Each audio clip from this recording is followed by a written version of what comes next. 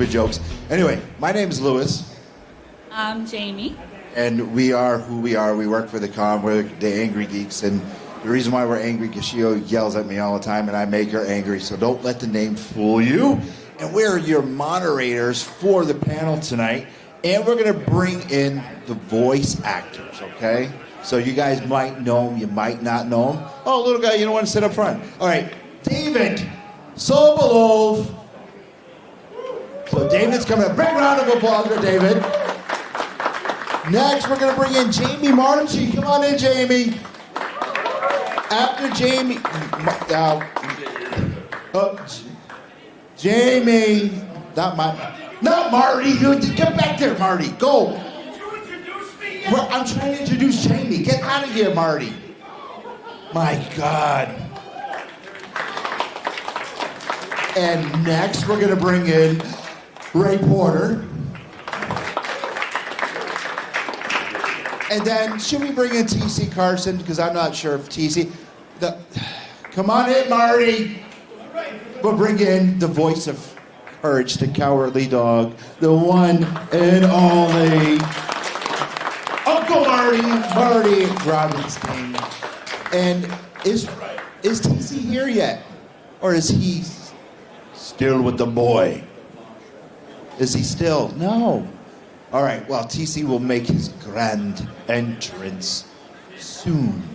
Anyway, this is your voice acting panels. If you guys have a question, okay, line up over there. Is this the horror convention? No, you know when the horror convention is. Behave, or Jamie's gonna... My Jamie, not you. My Jamie will take care of you, Uncle Marty, so please. Yeah, oh, I know, we know. So anyway, if our audience members have a question, please line up to the mic right over there and ask away. So please, oh my God, we have a... Yes. Yeah. Very, very short. Well, you know what, Jamie? My Jamie. Sorry. So we're going to go my Jamie, and then we'll go Jamie. Okay? So let's hand it over to the audience first. What's your name? Joe. Hi, Joe. Hey, Joe. Hi, Joe. Oh, okay. Behave. For me, there's other people on this panel. I'm gonna go under. All right. All right. Marty, you have to behave. Okay. But that's half the fun if he doesn't. I was hoping he would. Don't What are ruin the this for me. ramifications if I don't? Okay. Go ahead. Okay. What was it like coming back to voice Courage for the Scooby-Doo special, and how did it come about? That's a great. It was like a dream, really, because people have been saying, when is it going to happen? Are you ever going to bring Courage back? And they're still saying that now, as far as the series goes.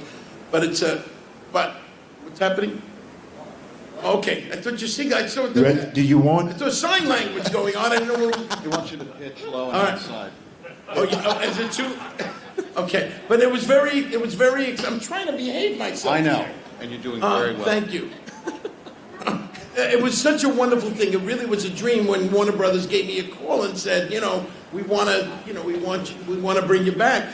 Though I will say it was a little anxiety ridden because, when they said we really want you, it's not an audition, but we need you to record a few snippets of you doing Courage. So just in case, we just want to make sure you can still do it. So I kind of had to put it together and do a few snippets and make sure I went up real high with that, the whole thing. And then I said, yes, I got old, but I can still do it. Gosh darn it. Did you guys do like a group recording for that, or was it individual? No, it was one-on-one. Isn't that another question? But yes, it is. Yes, it is. We'll pay for that. No, it is. Where's the line? No, we did do one at a What are time. you, Charlotte Flair? No, Yes, you do one line. Just turn around. There's a guy behind you. No, God bless you. Well, I'm damn. just playing with you. Yes, we did one at only in one person in a booth. Gotcha. Okay. Thank you. Thank you. What's your name? Isaac. Hi, Isaac. Hey, so quick question. I was kind of curious. What's the best way? So I do like voice recordings for like YouTube videos and whatnot. I have like a Shure 7MB microphone, goes through a Scarlett.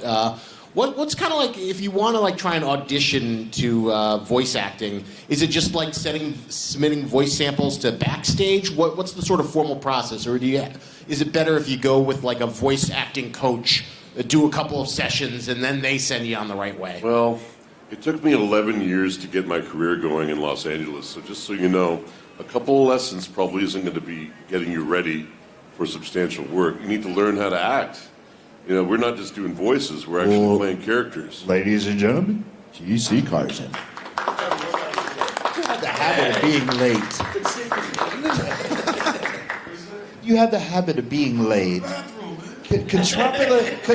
Our other Contropolis show, Massachusetts, somebody was late there too. I wasn't really late, I was the last person on the day. David, continue.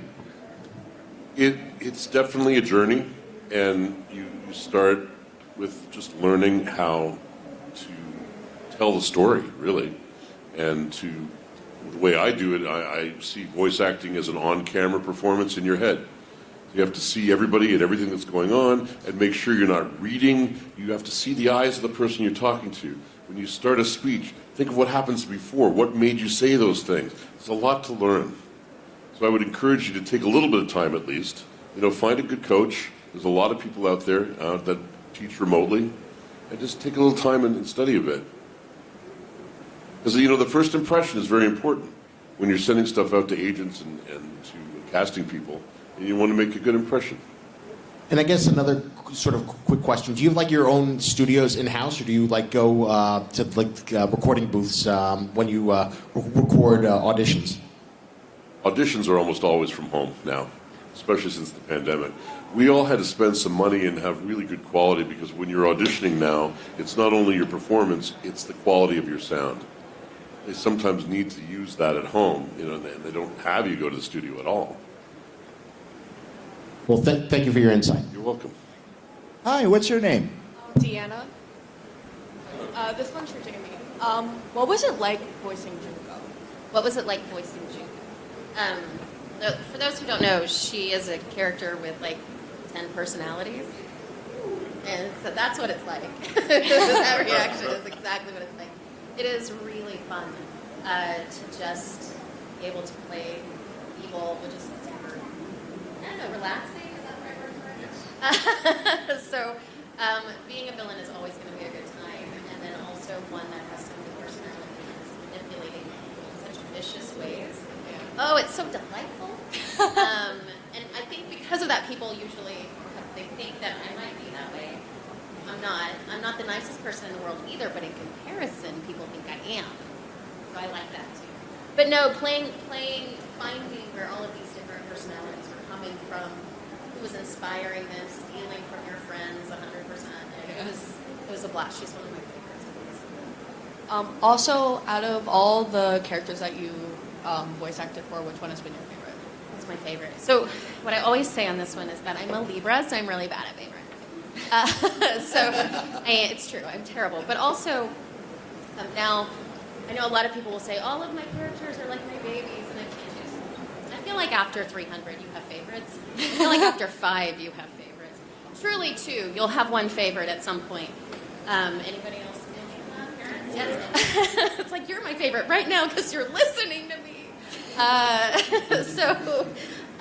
But with those, I have so many that are favorites for different reasons. You know, like currently I'm a writer for Gearbox. I would not have that job if I didn't voice Ellie in Borderlands. Right? Yeah.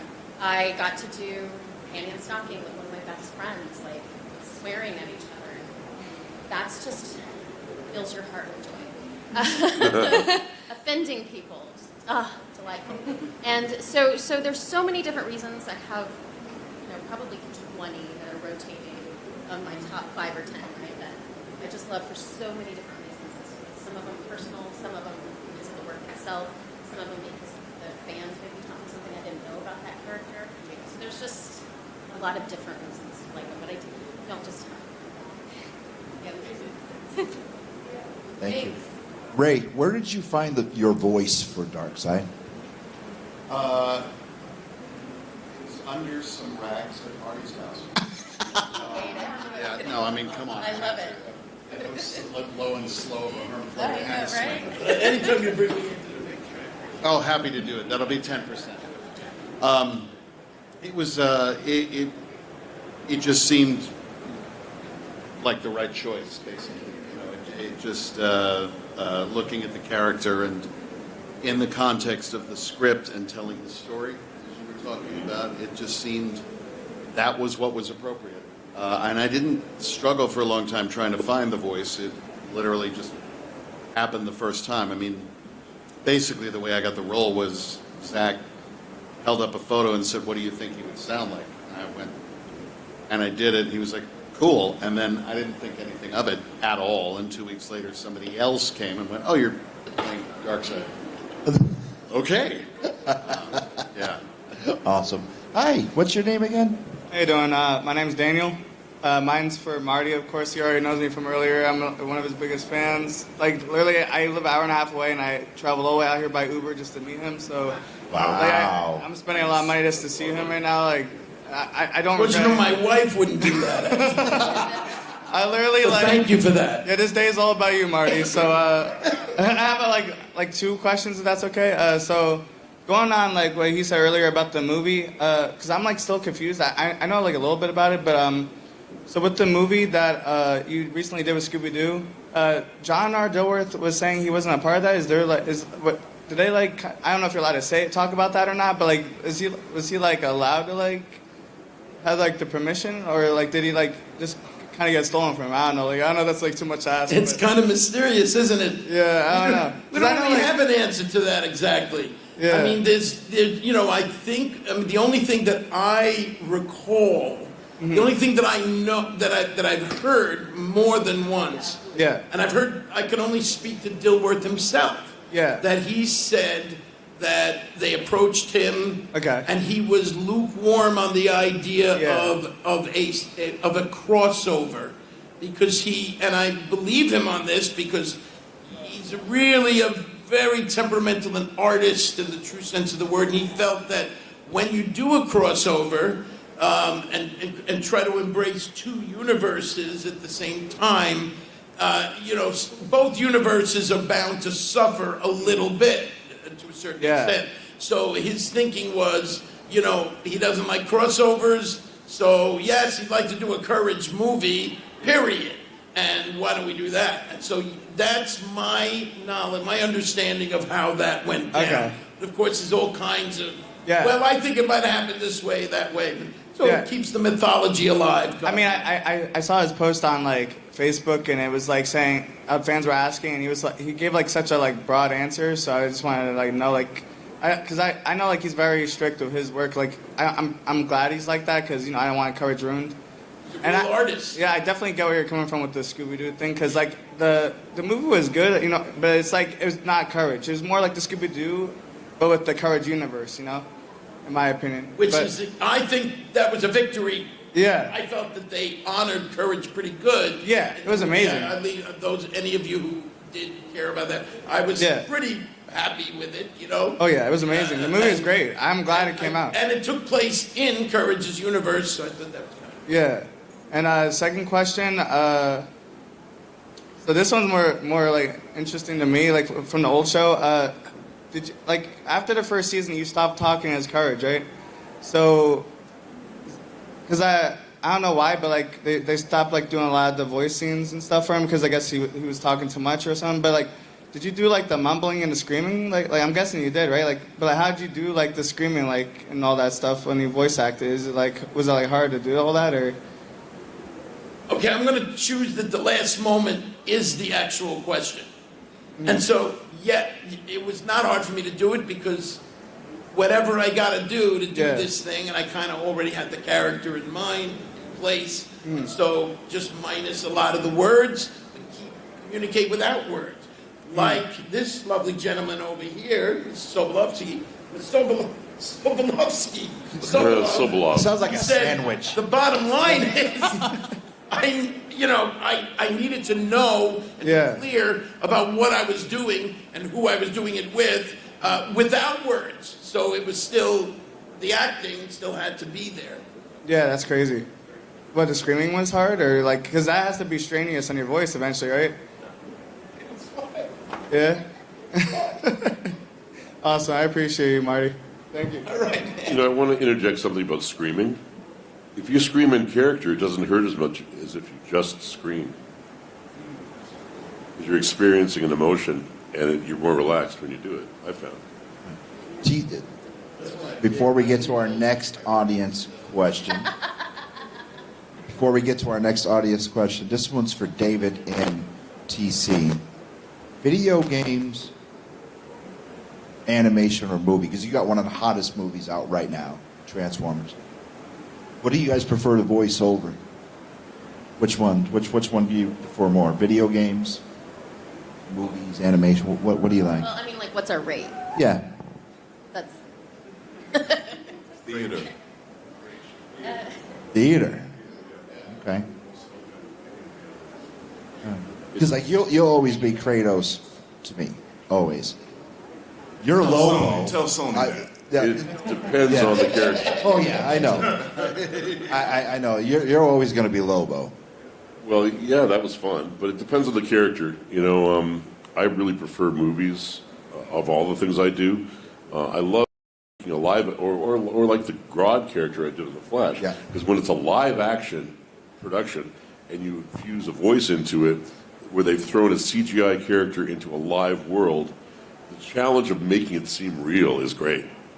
And also, you're hoping the actors are going to buy into it too, the on-camera actors. And most every time I've done it, they have, because that's their job, of course.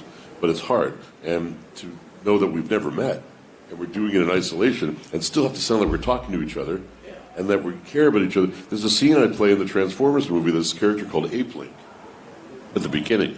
It's very emotional, very connected.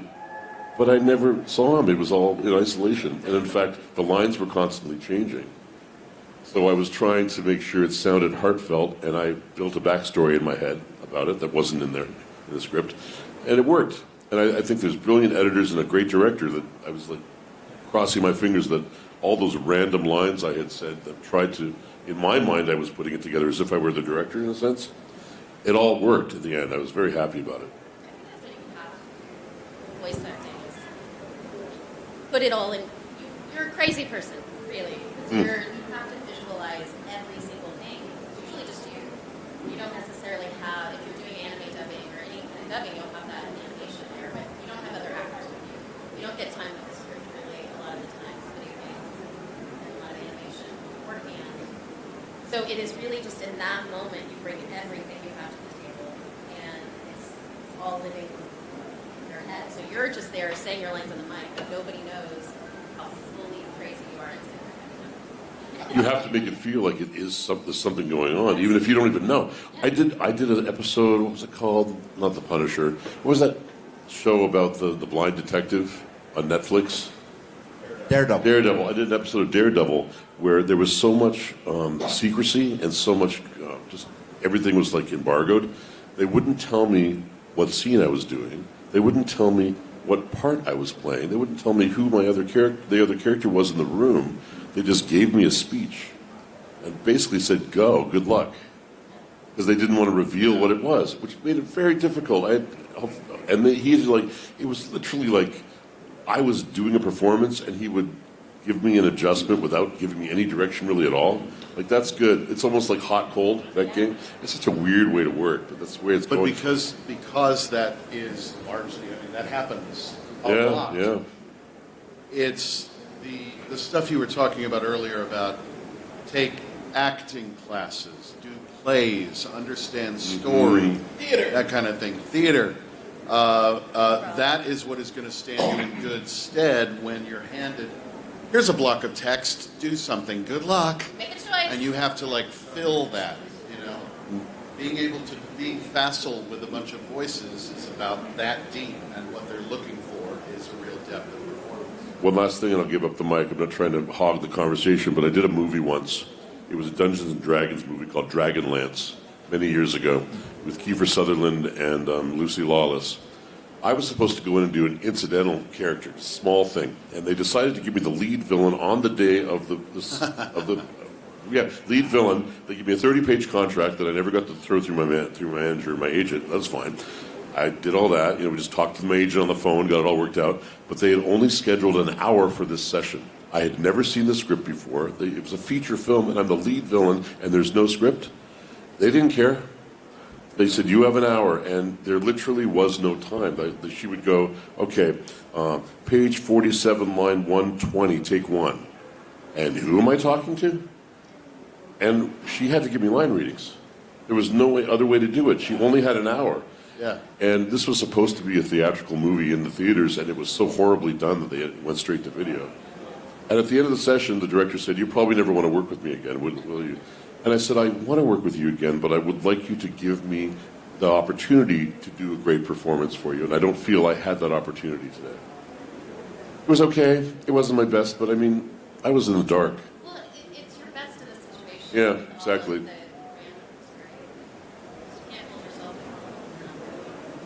But if I was just doing a voice, I would have been lost. You have to know how to act. And it's just so much harder than people think it is. Yep. And that too, like a really great example is you have somebody who does voices that doesn't act. And when he's saying line read, that means the director, she was telling him exactly how to say the line. And if you're not an actor, you'll impersonate that voice. Can you imagine him impersonating a woman's voice to do this character? That's just kind of naturally what happens. If you weren't an actor, it would have been interesting. Well, thank goodness that she actually was a pretty good actor. So I understood. But I had another, again, not hockey, I'll stop real fast. There is a video game, and it was an art director. They didn't give me like a voice director. He had no idea how to act. He was giving me line readings. I was just at one point, he was getting mad at me because I couldn't match what was in his head. And I just started directing myself, and then I was fine. Yeah. You've been so patient over there. What's your Oh, I'm name? so sorry to keep you waiting. Yes. You got a question for David Sobolov? I think he's had the stage for it. What's your name? Oh, Lewis. So I guess my question is kind of a general one for everyone on the panel. Not necessarily your best known character, but your favorite character. What line comes to mind for that character, and could you possibly perform it for us? Well, all right, let's start with TC. No. Yes. We're not going to give him the mic again. No, it's got to start with you. What happens when you come late? Again. Let me get out. Okay, fine. Make believe it's Fine, theater. whatever. Favorite character has got to be Kratos. Only because I used a lot of my personal journey in voicing that character. I was not a happy person during that time period. And Kratos allowed me to be nasty and mean and often. So I'm a nice person.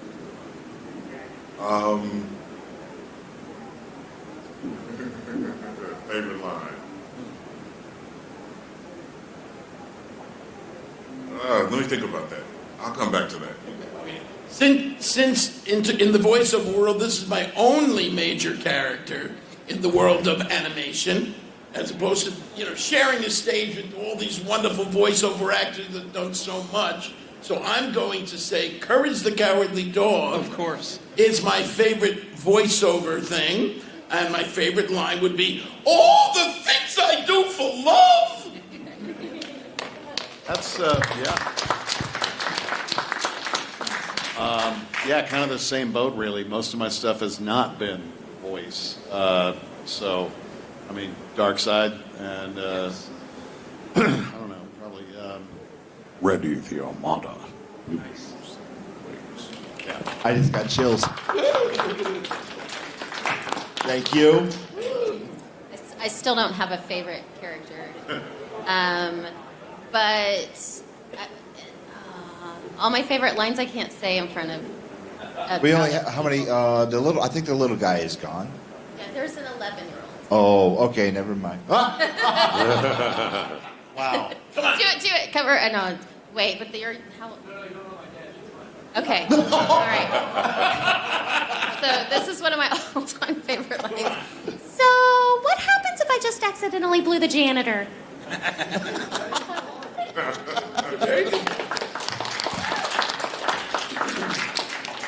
While I do love all my children equally, I I was happy with Grodd a lot. I really loved Grodd. Grodd was interesting because it went over the course of 9 years, and we actually grew the character with the same director over 9 years. His intelligence changed. But I think the beautiful line from that series, if anyone remembers this, that's the good line. Yep. Take two. Caitlin, always kind.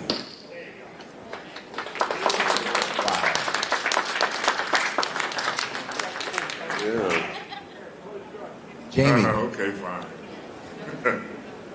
Okay, go ahead. Oh, no, I was done. I was just... I was going to give him an out. I was going to give TC. I was going to give TC an out until my Jamie said, no, it's TC's turn. Vengeance is mine! Worth the wait. Oh, okay. What's your name? My name's Mia. No, move closer to the mic. My name's Mia. What show or movie did you enjoy acting in? Oh. Do we go you or do we? Mine. Yeah. I really enjoyed voicing Kratos, like I said before. But I really enjoyed my time on Livingston. Enjoyed working with all the cast members of the family. And I think that showed. I am. Oh, hold on 1 second, Uncle Marty. This is an escape. Oh, you beat the escape room. Okay, go ahead. Sorry, I didn't mean to get in the way of the comedy. Sorry. Was there comedy? There was. Oh, it was about the escape room. Yeah, the door. That door doesn't lock. All right. Have a seat, my friends. Go ahead. Come into our. All right. I just over the past year have begun to send around. I did a short film that I produced and starred in called Hunter is Fucked. And it's about the great artist, the great writer, Hunter S. Thompson. And it has been in 17 film festivals. It's been going around. And I got to play the great Hunter S. Thompson from Rolling Stone magazine, Fear and Loathing in Las Vegas. And for me, that was absolutely the most joyful experience because he was kind of a badass. And like Jamie said, it's fun playing badasses, right? So it was a very great experience for me. And it's going to be on YouTube. Shameless self-promotion. It's going to be on YouTube within the next few months. We will be posting it. Keep an eye on my page if you happen to be following me, and you'll know how to watch this thing. If we are not following you, where would we go to follow you? Oh, Marty, bless you. Marty Grabstein Courage on Instagram and on Facebook, and I do have a TikTok account. I'm taking and talking. Wow. Unbelievable. There's a lot that I always manage to have a really good time with anything that I do, but I think I probably have an especially soft spot in my heart for Almost Famous. That was really dear to me and the best summer I ever spent.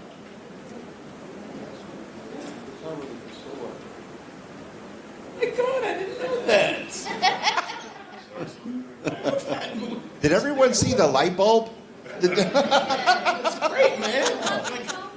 Yeah, it's the best summer I ever spent. Yeah.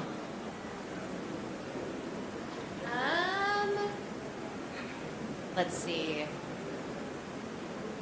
Oh, shit. Okay, anything that I've done.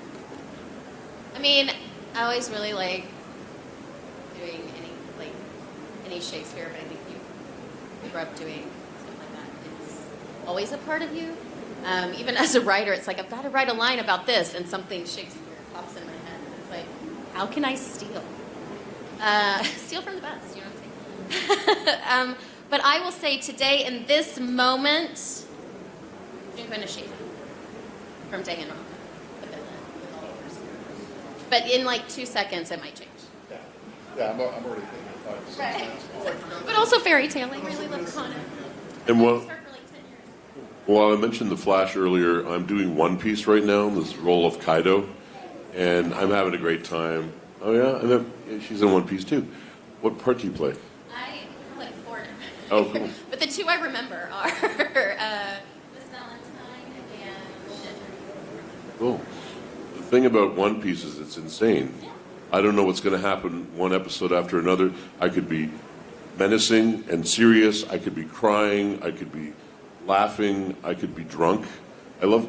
He's nuts. He's nuts. So he's a great character. Question. Thank you for the Thank you. question. You have a question? Yeah, go ahead. If you had another question, I didn't want to interrupt. No, what's your name? Kira. Kira. This is my first time ever to a con, so thank Oh, you. welcome. Oh, thank I you. appreciate the trip. I have 2 questions, and they're both kind of general.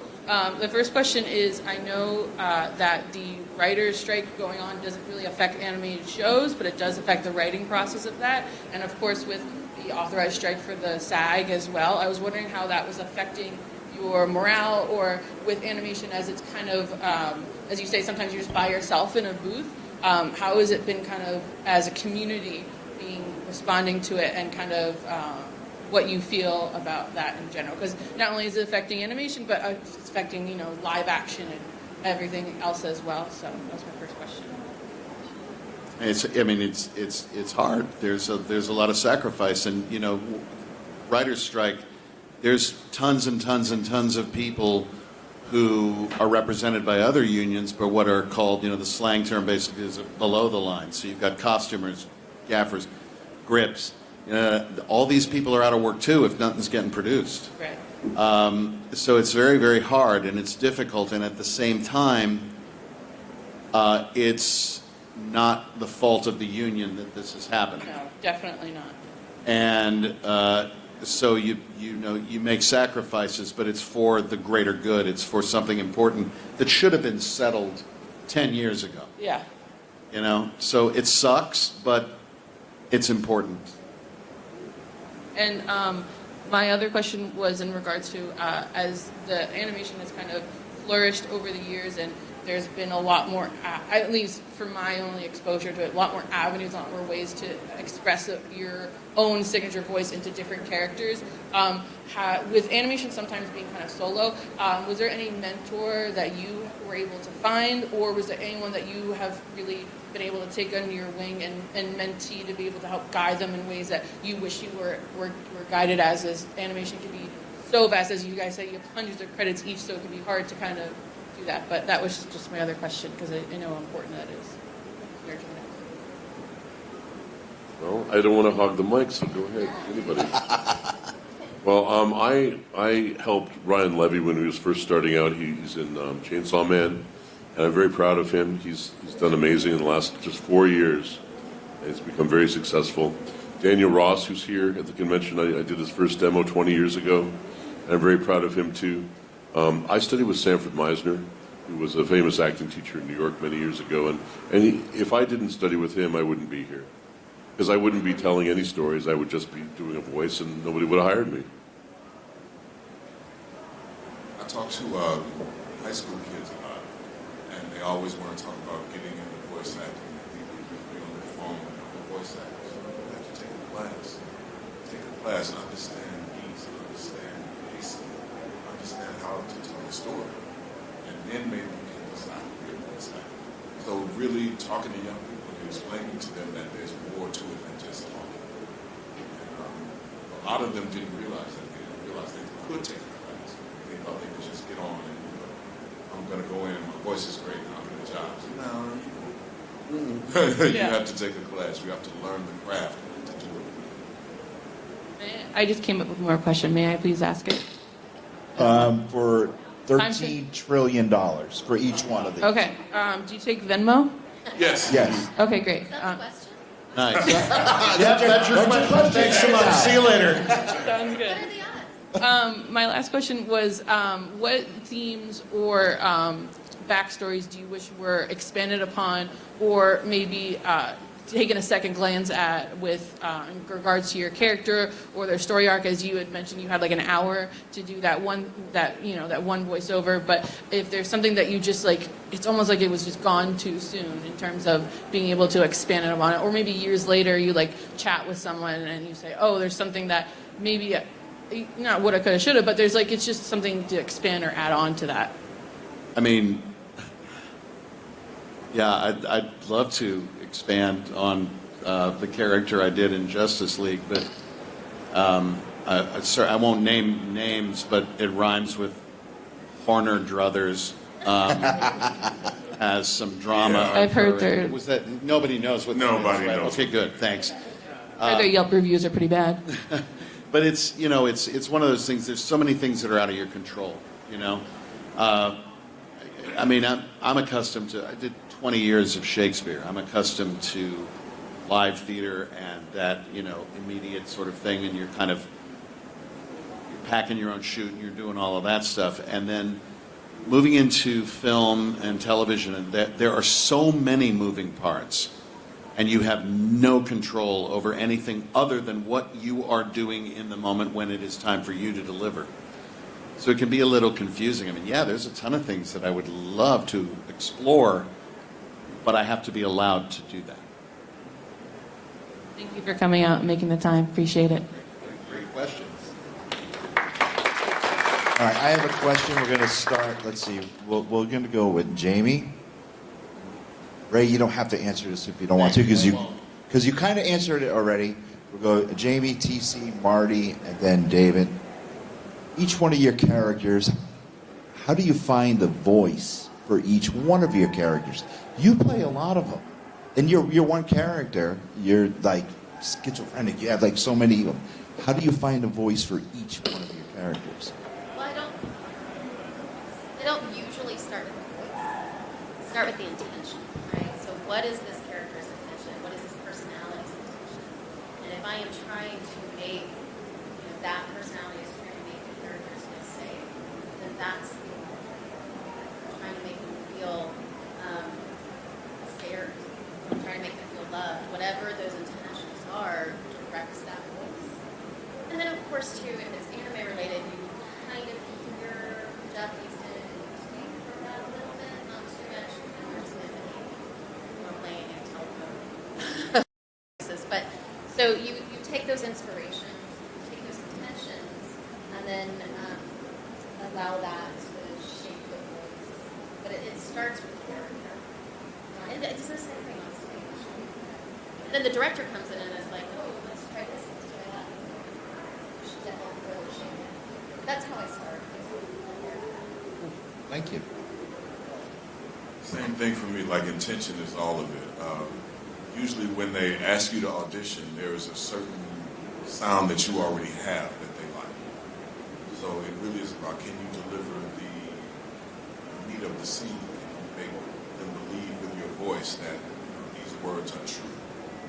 And then from there, like you said, the director comes in and he'll tweak it to get it closer to what they want. But it really is about, are you able to deliver the intent of the scene? Now, for me, it was a curious thing, I guess, in that the creator, John Dilworth, had been auditioning for upwards of about 4 or 5 months, and he'd heard over 300 voices for Courage, and a friend called me up and said, I'm working for this guy, he's driving me crazy, he's developing this new cartoon series, Courage the Cowardly Dog, and he can't decide. He's heard all the greatest voiceover talent in the city, maybe even some of the people on this panel, possibly. No? No. All right, whatever.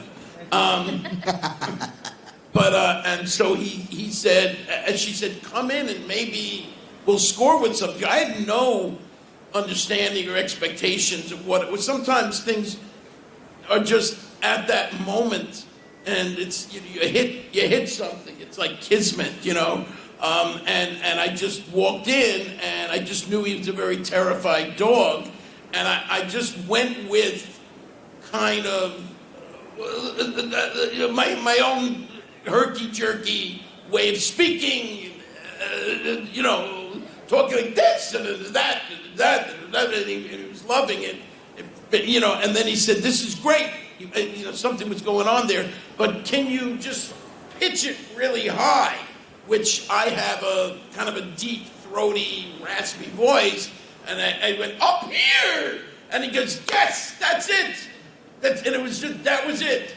It was just somehow a light bulb went off, and it happened. So it was a wonderful moment in time.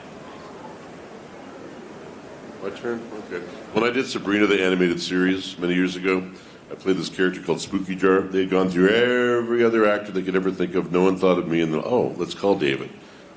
And they wanted someone from India, and I don't have that in my wheelhouse as an accent that I can do.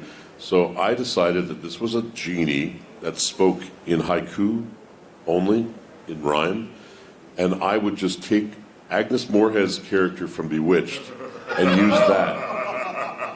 And for some reason, that approach to her incantations was exactly what he wanted. It wasn't at all what he thought he wanted, but I gave him a new idea. He jumped up and down, and I was recording episodes the next day. In that case, that's how I found my voice. Or find it immediately. For you young people, Bewitched was a TV show starring Agnes Moorehead, and what was her name? Actually, it was Elizabeth Montgomery. Montgomery, yeah. Dick York. Yes. No, many years ago. That was a movie. Had to clarify. Wow. I mean, it was 50 years The ago now. moderns, the young folks. Well, we only got 5 minutes left, but before we get to your question, I just had this thing in my head. What if Kratos, we had a crossover of Scooby-Doo and Courage, but I started giggling. What if Courage met Kratos? Would that... Jamie, wouldn't it be funny? It would be. It would be. And, what? You want the money, you mean? No, but would you I don't know. I didn't even know.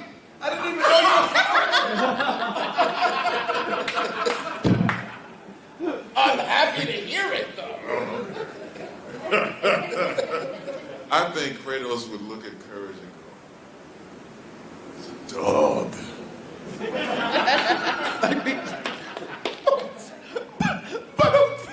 But I love you. It's a dog. Are we acting or is this real? You're still a dog. I know. And I don't know how to end this.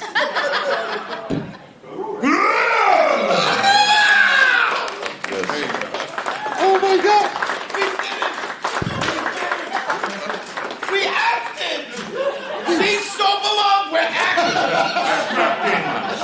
Lovely. That's what you get when you come to a Contropolis show. What's your name and what's your question?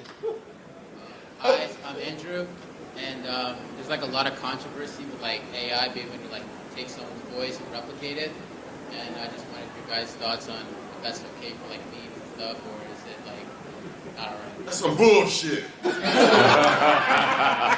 some bullshit.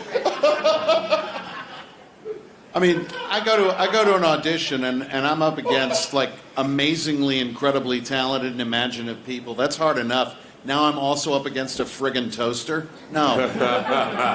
Now you're also against the toaster being you. Yeah. Right. No thanks. That I don't. And the thing is, people might think it's just a harmless meme, right?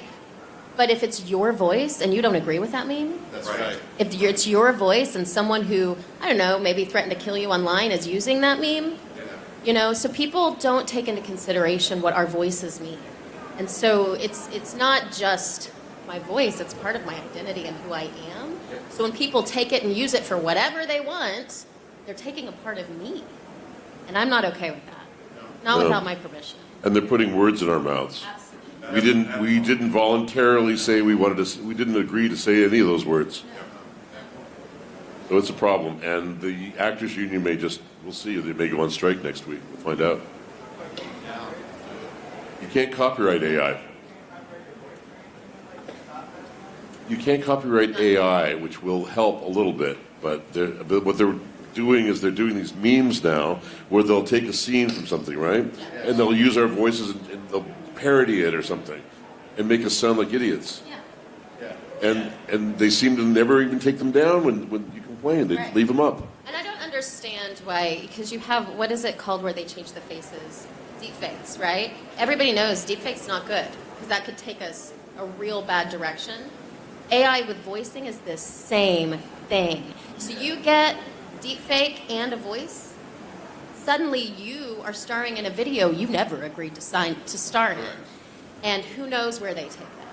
And then it's what, we don't have the rights to our images, we don't have the rights to our voices, we don't have the rights to the people that we are. So then we are just forced to do what they want us to do.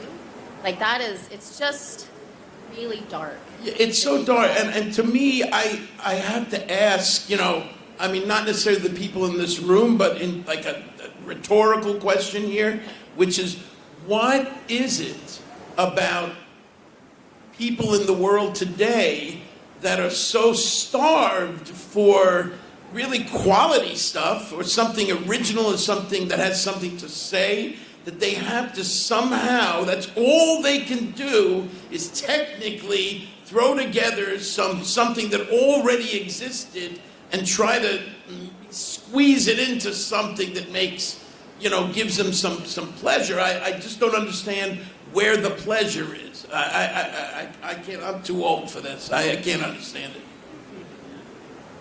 All right, unfortunately. Great question. We don't like it. We don't like it. Some bullshit. Great question. First, I want to apologize. I feel like David. I never gave you the mic for a question, so sorry. I do it all the time. No, I'm going to get yelled at probably later. Anyway, first, round of applause for everybody on the stage here. Second, make sure you go to each one of their tables, even if you already have. Go see Ray. Go buy an autograph, get a picture, say hello. All right, show them some love. Saying hi is free, by the way. Right. That's right. Yes, always feel free to Yes. stop by and say hi. Yeah, and smile and have fun and enjoy the rest of the time here at Contropolis, New Jersey, okay? Thank you, guys.